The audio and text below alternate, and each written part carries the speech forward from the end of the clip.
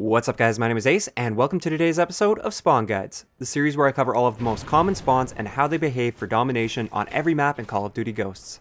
In today's episode, we're going to be covering the first out of the 4 new Onslaught DLC maps, and that is Bayview. Let's get into it.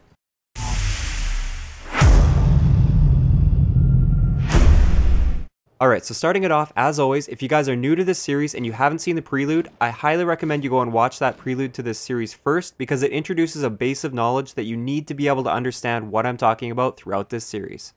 I'll leave you guys an annotation link right here, as well as a link in the description. Okay, so let's start it off with the spawn map for Bayview. The spawns on this map are actually pretty straightforward and actually quite predictable as well. As you can see, the majority of the spawn points on this map are around the edges of the map, and then there are a few spawn points that are kind of towards the middle of the map, but they're not exactly mid-map. They're just inside buildings that aren't quite at the edge of the map. For the A flag, we have the back center spawn, which is actually your starting spawn point for that match if you spawn at the A flag. Then we have 2 spawns that are inside buildings, and the one on the top there is actually an A spawn, even though it looks like it should be a B spawn. So just be aware of that. That is an A spawn. And then finally, the one in the bottom right corner is a very rare spawn, because it is way out in the open there, so if there's any enemies on the track on that side of the map, they're very likely to have a very clear line of sight on that spawn, and therefore they will be blocking that spawn. Moving on to the B flag, the spawns here are really straightforward. They're in a bunch of corners along the edge of the map near the B flag, and then there's the one spawn that's inside that building there. These B spawns behave in a really predictable manner, and there's nothing really worth mentioning about them. Finally, for the C flag, there is a spawn that I want to talk about a little bit, and that is the bottom left spawn there. If you're pushing up to the C flag and the enemy team only holds a C flag, you can be right around the corner from that spawn, and the enemies will just keep pouring out of that spawn over and over again.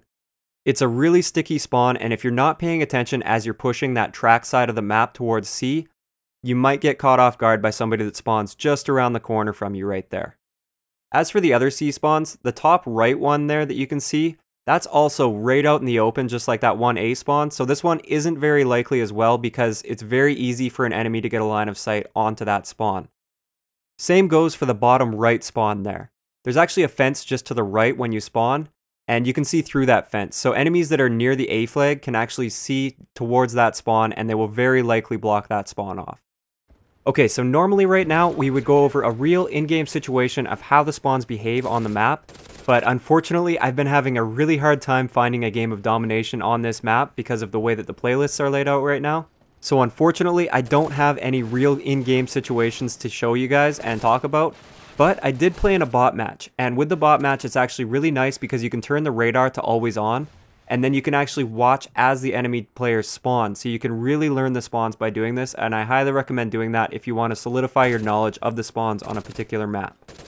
So in this situation right here, we have them kind of in a C spawn trap, and this is where I want to demonstrate that spawn that's just around the corner from me. As you can see, the dots just keep popping up, even though I'm just on the other side of the building from them, and they just keep spawning in over and over again, and I'm able to take them out.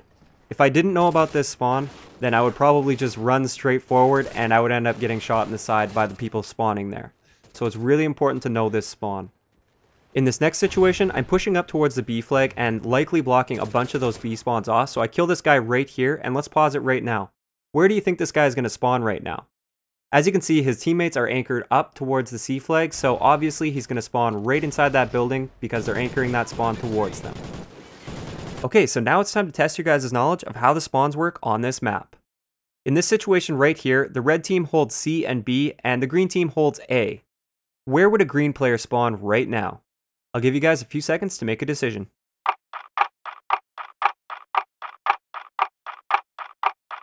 The correct answer is this spawn right here. Let's go over why that is. So the green team is very clearly anchoring the spawn towards this bottom side of the map. If you were to draw a circle around that group of green players, you would get 2 spawns within that circle. But remember, this bottom right corner spawn right here is way out in the open, and as you can see, there are enemies on that track side of the map, so they likely have a line of sight on that spawn, and they'll be blocking it.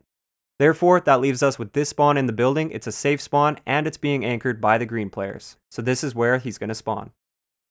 For the second test, we aren't going to change the positioning of any of the players at all. We're just going to say that this red guy right here gets killed. Where will that red guy spawn right now? Once again, I'll give you guys a few seconds to make a decision.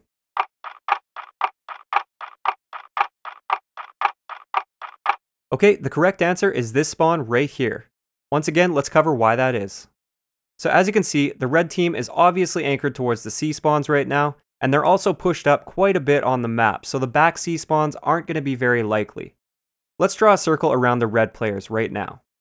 So it's really likely that the game wants to spawn that red player somewhere around the mass of his teammates, but as you can see, the one spawn that is within that circle is clearly being blocked by a line of sight from a green player.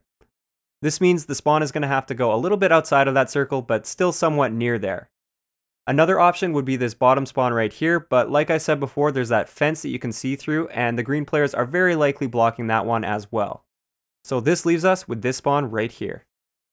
Alright, so finally, we're going to ramp up the difficulty for this last test, and we're going to take away your spawn points.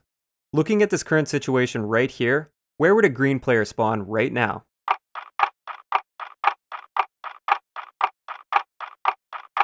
Did you pick this spawn right here? If so, you're correct. Let's go over why that is. So first, to make this a little bit easier, let's bring back the spawn map.